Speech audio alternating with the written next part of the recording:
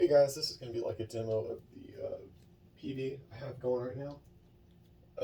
So basically at low volumes, the tone is a little sterile. I'm not going to lie about that. It is not my favorite tone. But once you crank it, it becomes absolutely magical. And I will turn these two on. So what I have going right now is I have the Peavey running into a 2 notes Captor X torpedo, and the line out from that is going into the power amp of this line 6 right here.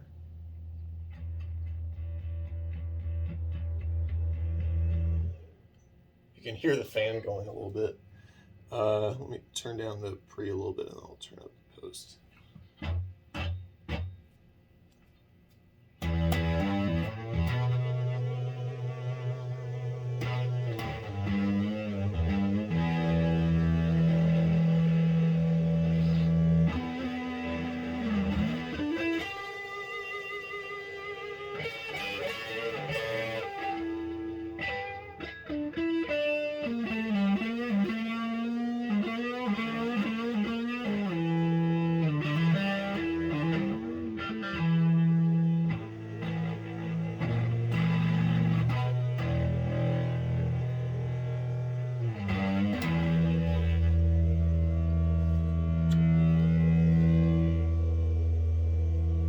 So already you can probably notice that it is very, very bass heavy.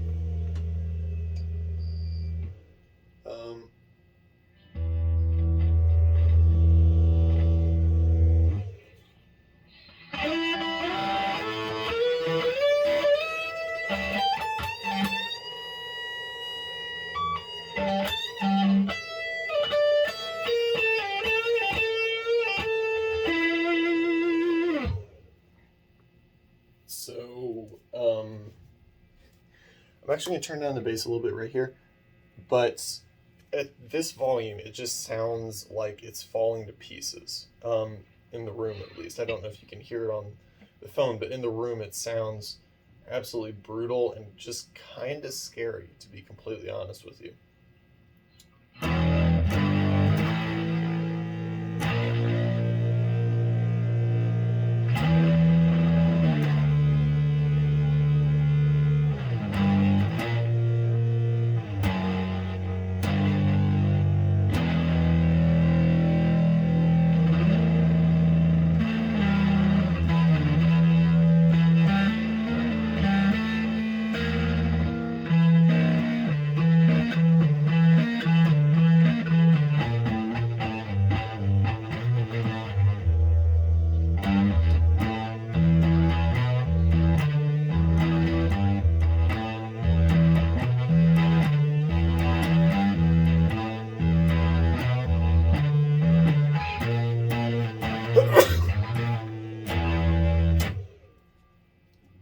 Basically, the best stoner tone you will ever hear.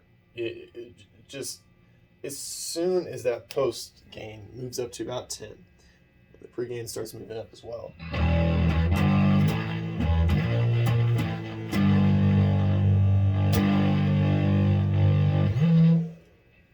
It's just so brutal.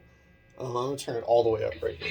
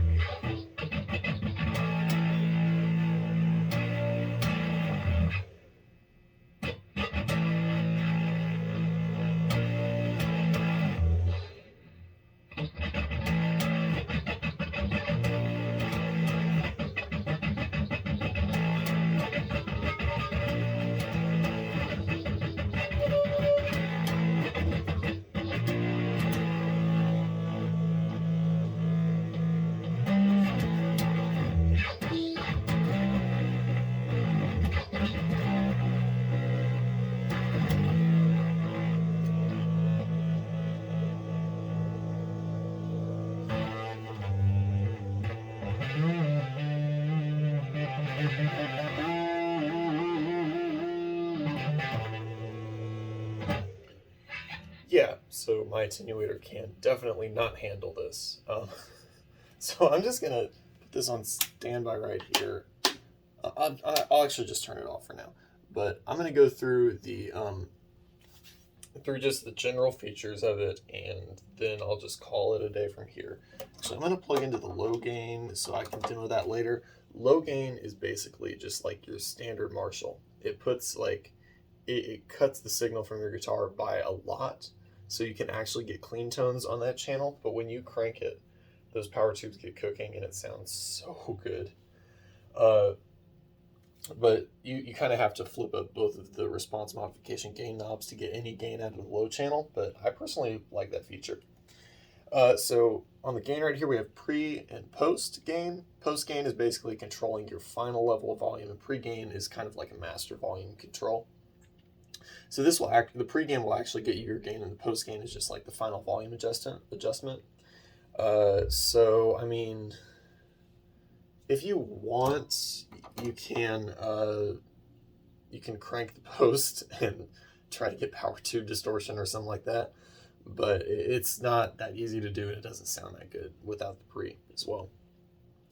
Equalization, low, mid, high, those are pretty self-explanatory. And I should explain, in this amp, there is a high presence that is not there in most other amps. When you run it like just low bedroom volumes, it has this like 7K to 15K presence that's kind of always there, and you can't really get rid of it no matter what you do, and it is pretty annoying, I'm not gonna lie. That is like the major downside of this amp, is that at lower volumes, there's just like a high frequency that I don't really like. It sounds like buzzy and kind of a little sterile, but when you start cranking it, it becomes just amazing. I can't get over how good it sounds when cranked. So you'd probably want an attenuator with this amp. Here's the presence right here. I mean, it's a presence now. I'm going to skip this for now. I'll come back to that later. It's got send and return over there for an effects loop, or just, I guess, if you want to send a preamp signal out. On the back, one of my favorite features about this is that this can power 4, not joking here, 4 4x12 16 ohm cabs. If you would ever need that many cabs, it can do it, which I find just amazing. I love that feature to death. But let's go to the response modifications now. Basically, what these are is Peavey was going after the modded Marshall sound. This is literally a copy of a Jose modded Marshall. And you have all the popular mods of the time that people were doing to these, or that Jose was doing to these. So if we have these all flat, we don't have them all flat, but I don't want to take the time to change them. But first up right here, we have gain 1. This is more of a low frequency gain. It's very mid-heavy, and I really like it. Over here we have gain 2. That's more of a high frequency gain. I am ambivalent on that one. It is fine, but I mean, it just gives you so much more gain, and it's really good. It's not good for the music I play. I should say that. It's not good for the music I play, but it's really good for like thrash and stuff like that, where you need to have a very powerful top end and a very powerful bottom end. So gain 1 is like a very flubby gain, and gain 2 is like a very tight and aggressive gain. For my purposes, I prefer gain 1. So, and then we come over to comp right here. This is compressor. It is literally unusable. It is like way too much compression, more than any reasonable person would ever need. And it's just painful to use, to be completely honest with you. Got low 1 right here. This is just a low boost. Low 2, that's another low boost. We have a mid boost right here, mid, and 2 high boosts. I like cranking all of those out. I really do. It gets you more feel out of your amp, in my opinion. But I mean, if you want to cut the mids, you can absolutely do that. Just drop back the mids or whatever. But I like leaving all those up and then, adjusting my EQ from there, because it gets you so much more of an overdrive tone. If you're looking for a clean sound, I would just turn all those down. But for my purposes, with the distorted sound, it is amazing when you turn all those up. So this amp, I'm just going to go through like, should you buy it or what? This amp is like Proto 5150. It's a Jose modded Marshall. It is $800.